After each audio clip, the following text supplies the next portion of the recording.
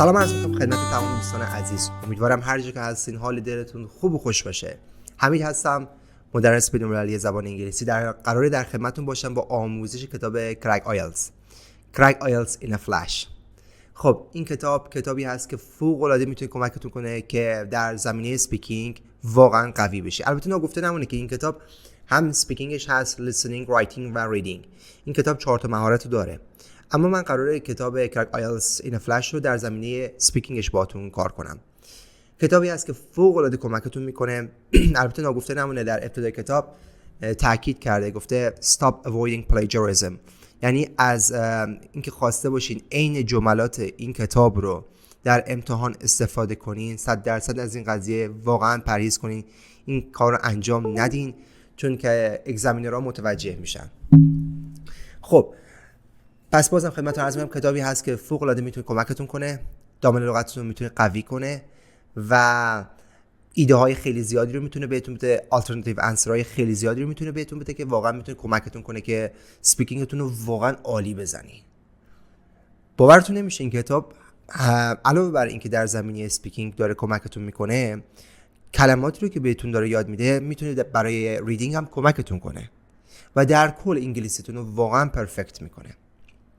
درسته شاید فکر کنین که این کتاب، البته این کتاب واقعا دشوار هست خب، ولی واقعا کمکتون میکنه. من کتابای مکسیمایزر رو کار کردم، فوق العاده کتاب مکسیمایزر واقعا کتاب عالیه و ناگفته نمونه وقتی که این کتاب کار میکنین و بعد از اون میرین سراغ کتاب مکسیمایزر دیگه واقعا براتون راحته، چون دامنه لغت زیادی رو استفاده کرده. کتاب مکسیمایزر ناگفته نمونه کتاب مکسیمایزر فوق العاده کتاب عالیه، واقعا کتاب عالیه و این هم کتاب کرک آیلتس که از کتابای فوق العاده عالی هست که میتونه کمکتون کنه اسپیکینگتون واقعا عالی بشه. خب اگه موافقین شروع کنیم. ببینید دوستان عزیز، قبل از هر چیزی خدمتتون عرض کنم که از پیج 17 شروع میکنیم. قبل از پیج 17 داره یه سری توضیحات رو خدمتتون عرض میکنه در مورد اینکه آقا این امتحان چطوری هست، چی کار باید بکنین و تا کجاها میتونین مثلا اشتباه کنین و حتی ببخشین اشتباه کردن اصلا قبول نیست خب، و اینکه اگر اشتباه کردین چه کار کنین.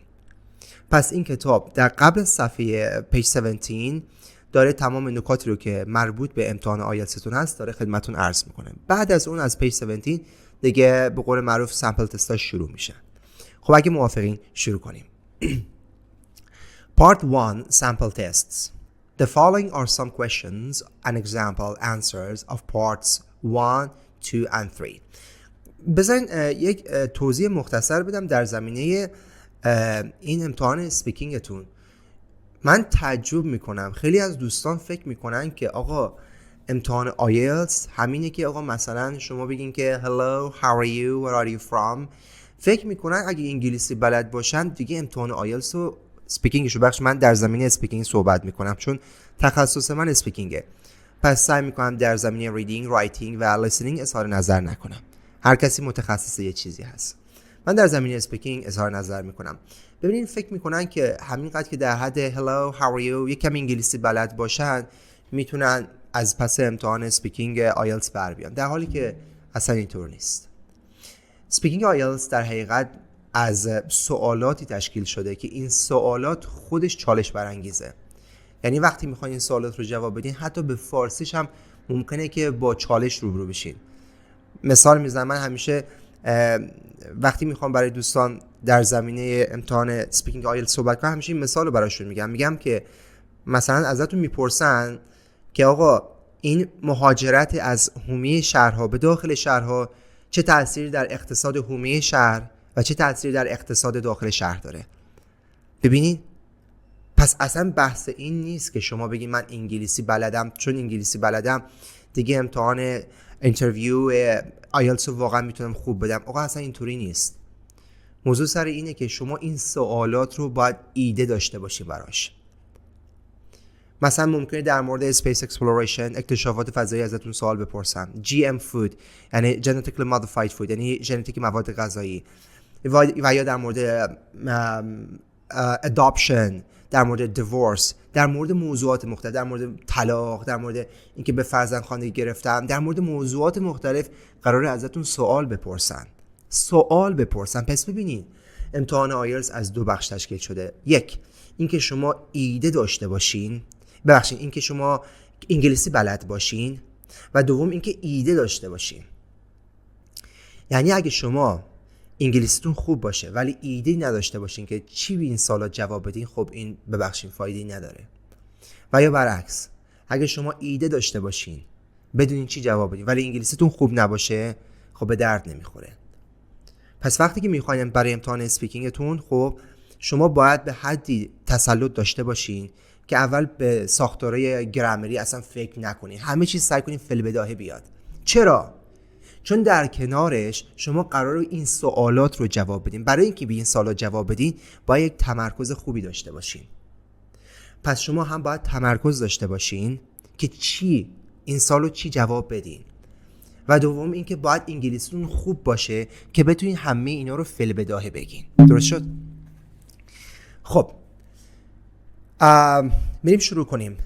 پس فراموش نکنین، بازم تاکید میکنم این آلترناتیو انسرایی که اینجا میبینین، خب این آلترناتیو انسرها مراقب باشید اینا رو به هیچ وجه ممکن کپی نکنین توی جواباتون، چون متوجه میشن. یه نکته بگم، من متاسفانه خیلی وقتا دیدم که زبان آموزان دارن حفظ میکنن، و یا بعضی وقتا توی آموزشگاه دیدم که من معلم‌ها، بعضی از مدرسین عزیز متاسفانه بچه‌ها رو فورس میکنن، مجبورشون میکنن به اینکه حفظ بکنن. حفظ کردن خیلی اشتباهه.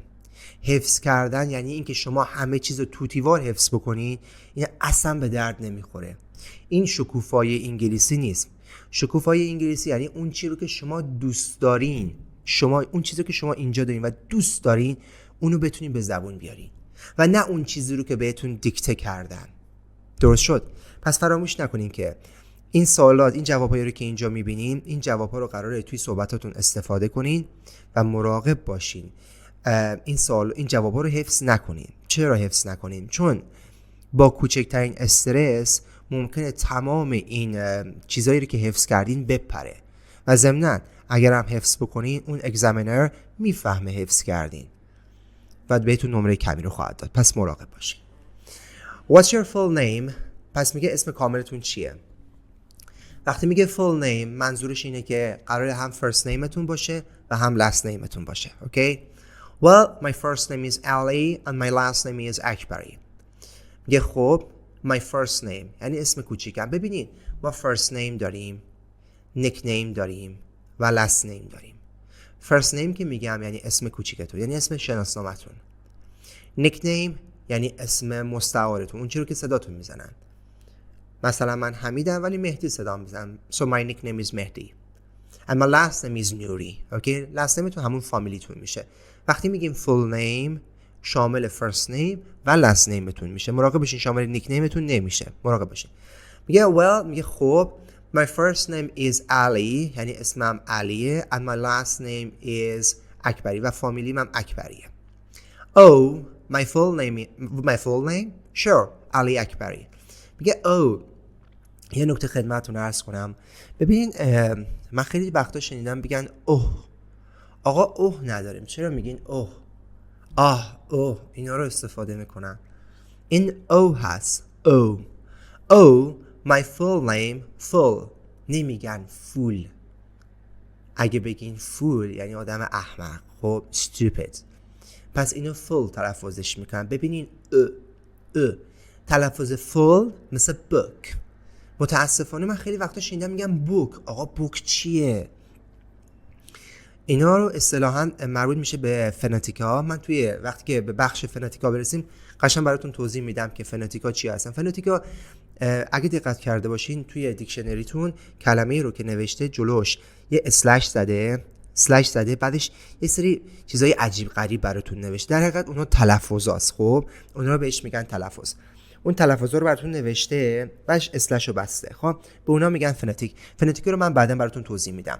ببینید اینجا رو میگن full my full name. نکنین مثلا good book put نمیگن put عزیز من، نمیگن put میگن put. پس شد full put book نمیگن book.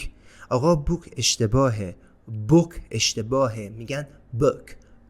همون او رو تلفظ میکنن اما از حلق. book. درست شد؟ میگه my full name full name sure علی اکبری. میگه اسم کاملم مطمئنا علی اکبریه. What do you یه نکته خدمتتون عرض کنم دوستان عزیز، سعی میکنم من ویدیوها براتون زیاد طولانی نشه، ویدیوها رو 15 دقیقه‌ای میگیرم و بعد از اون این ویدیوها رو لطفاً چند بار نگاه کنین و سعی کنین اگه بتونین مثلا اینا رو MP3 کنین تو گوشتون بزنین. حالا میدونم شاید صدای من براتون اذیت کننده باشه اما بی تاثیر نخواهد بود. اینکه خدمتتون عرض کردم صدا رو حداقل منو این ویدیوهای منو MP3 کنید به خاطر این نکاتی است که خدمتتون عرض میکنم، به خاطر این همه کلماتی رو که دارم خدمتتون عرض میکنم. به هر حال قرار نیست شما با یک مرتبه نگاه کردن این ویدیو تمام این نکات رو یاد بگیرید. خب شما قراره این ویدیوها رو یا چند بار نگاه کنید یا قراره چند مرتبه بشنوین که این ویدیوها رو بهتر متوجه بشین و کاملا دیگه درکشون کنید. حفظ کردن حالا استفاده کردن، کاملا حفظ کنید و یا درک کنید. ببینید در مورد حفظ کردن صحبت کردم، بذارین یه نکته رو خدمتتون عرض کنم. ببینید دوستان عزیز، ما short term memory داریم و long term memory داریم. خب short term memory همون حافظه کوتاه مدت و long term memory حافظه بلند مدت بهش میگن. ببینید برای short term memory وقتی که شما یه چیز رو برای دفعه اول گوش میکنین شما فکر میکنین یاد گرفتین، درسته؟ یه نفری ازتون میپرسه سریعا جوابش میدین، میگی به به آقا من یاد گرفتم دیگه. نه دوست عزیز، شما اینو یادش نگرفتین. این در حقیقت رفته توی شورت ترم مموریتون.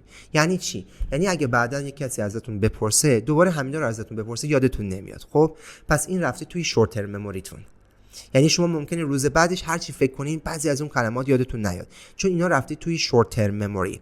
پس چطوری مطالب از شورت ترم مموری میره توی لانگ ترم مموری؟ با گوش کردن زیاد، با تمرین کردن زیاد میره توی لانگ ترم مموری. یعنی دیگه اون وقت میره تو حافظه بلند مدتتون و دیگه فراموششون نمی‌کنین. اوکی؟ What do people usually call you? What do people usually؟ و این تلفظ usually بهش میگن. من شنیدم میگن usually. آقا usually نمیگن. لطفاً دیکشنریتون رو بررسی کنید، فونتیکاشو بخونید. و اگر مثلا یه آدم نیتیو کنارتون هست از اون نیتیو میتونید بپرسید. پس اینو میگن usually. یه بار دیگه usually میگن که وقتی سریعتر تلفظ میکنن میشه usually. میگه what do people usually call you؟ میگه معمولا مردم تو رو چی صدات میکنن؟ Well actually I don't have a nickname. They simply call me Ali. Well ببینین این well که اینجا میبینین یا as a matter of fact اینایی که اینجا میبینین اصطلاحاً بهش میگن time consumer. خب time consumer یعنی چی؟ اینا کاری رو که براتون انجام میده اینا باعث میشه شما در حد 1/100 ثانیه یا 1 ثانیه، رو میگم 1/100 ثانیه، منظورم 1 ثانیه وقت رو بگیرین. در حالی که این 1 ثانیه وقتی رو که میگیرین این چه کاری براتون انجام میده؟ این باعث میشه که شما فرصت داشته باشین که فکر کنین که میخواین چی بگین. درست شد؟ پس اصطلاحاً به اینا میگن تایم کنسومر. اینا کمکتون میکنه در حد 1 ثانیه وقت رو میگیرین، اون 1 ثانیه به شما این کمک رو میکنه که فکر کنین که میخواین چی جواب بدین و این باعث میشه که شما مثلا مستقیما سر اصل مطلب نرین. آقا در حد 1 ثانیه به شما فرصت میده فکر کنین و بعد از اون جوابتون رو بگین. میگه well actually، میگه خب actually یعنی در حقیقت. I don't have a nickname، میگه من هیچ نیکنیمی ندارم. nickname یعنی اسم مستعار. میگه پس در حقیقت من هیچ نیکنیمی ندارم. They simply call me Ali. اونا خیلی راحت، simply یعنی راحت. They simply call me Ali. اونا خیلی راحت منو علی صدا میکنن. Well it depends، میگه خب بستگی داره. It depends اسمی که اینجا هست به خاطر ایته. خب well it depends بستگی داره. My close and intimate friends call me Ali. پس میگه my close. ببین close داریم و intimate friends رو داریم. close چیه؟ close میشه دوست نزدیکتون. خب intimate friends میشه چیه؟ intimate means very very close friend. پس ما close friend داریم و intimate friend داریم. intimate friend که میگیم دوستای خیلی نزدیک میشه. مثلا شما ممکنه friend داشته باشین. خب مثلا بنده شخصا یک عالم friend دارم، دوستای خیلی زیادی دارم. مثلا اون دوستم اون یکی دوستم زیاده، اما کلوز فرندام کم ترن. کلوز فرندام معمولا مثلا من ممکنه 5 تا کلوز فرند داشته باشم، اما در مورد اینتیمیت فرند که صحبت میکنیم اینتیمیت فرندزمون خیلی کم ترن. در حد معمولا 1 یا 2 نفر بیشتر نیستن. اون اینتیمیت فرندز ها اونایی هستن که دیگه شما فرنداتون هستن که شما معمولا دیگه همه زندگیتون رو میدونن، زیر و بم زندگیتون رو میدونن. اونها اینتیمیت فرندزاتون هستن. پس ببینید کلوز فرند داریم و اینتیمیت فرندز داریم. کلوز فرند میشه دوستای نزدیکتون. اینتیمیت فرندز means very very close friend. اینتیمیت فرند یعنی دوستای خیلی خیلی نزدیکتون. فراموش نکنید.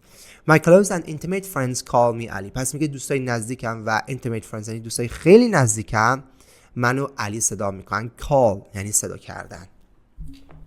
مثلا my name is Hamid but my friends call me Mehdi. Okay? My name's Hamid but for example my parents call me Mehdi. Okay? پس میگم اسم من حمید، مثلا دوستام یا خانواده‌ام منو مهدی صدا میکنن. call یعنی صدا کردن. Let's go to page number 18.